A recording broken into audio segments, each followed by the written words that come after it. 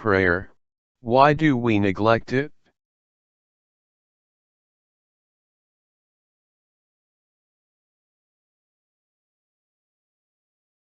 How can you get back into prayer if you have sinned deliberately or plan to sin?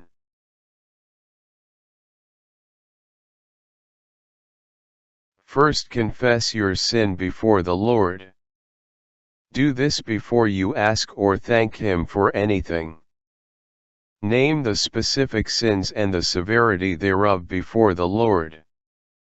Failure to pray due to sin means that you are hiding from God, just like Adam and Eve did in the Garden of Eden. Whether you only pray for a short while or pray longer, you must at all times be able to say, like Job, "My prayer is pure," Job 16 verse 17. It should never be said of a believer that he has ceased from prayer, but has not ceased from willful sin. Following your true confession of sin, you will afterwards again find the boldness to ask things of God in prayer, as you have then given that which caused your separation from the Lord, over to Him.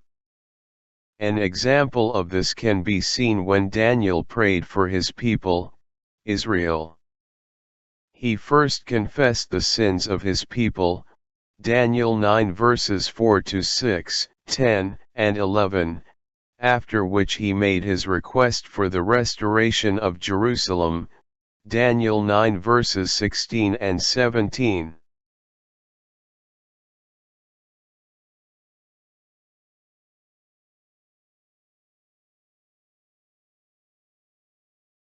Ask God to take away the sinful thoughts which keep you from praying to Him.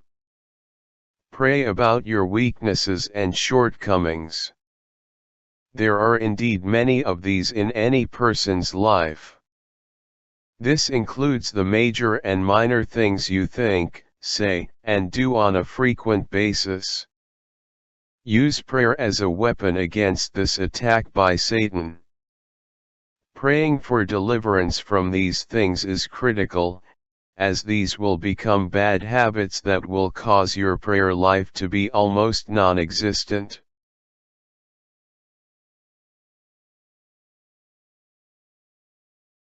Write out the reasons why you intend to commit sin.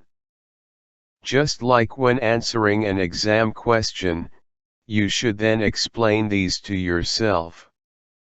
Include all the possible consequences of that specific sin, especially reflecting on what happened the previous time when you perhaps did exactly the same thing or something similar.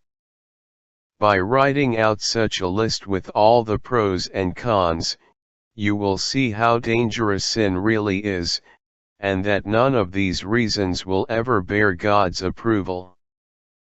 Because of His holy nature and His grace, God can bless the sinner, but He can never bless sin. If God had blessed sin, in other words, rewarded it, man would not have made any effort to turn from sin. A person cannot therefore expect to be overtaken by God's blessings, if he has been overcome by sin. The Israelites were warned that they would be overtaken by curses, if they were overcome by sin, Deuteronomy 28:15.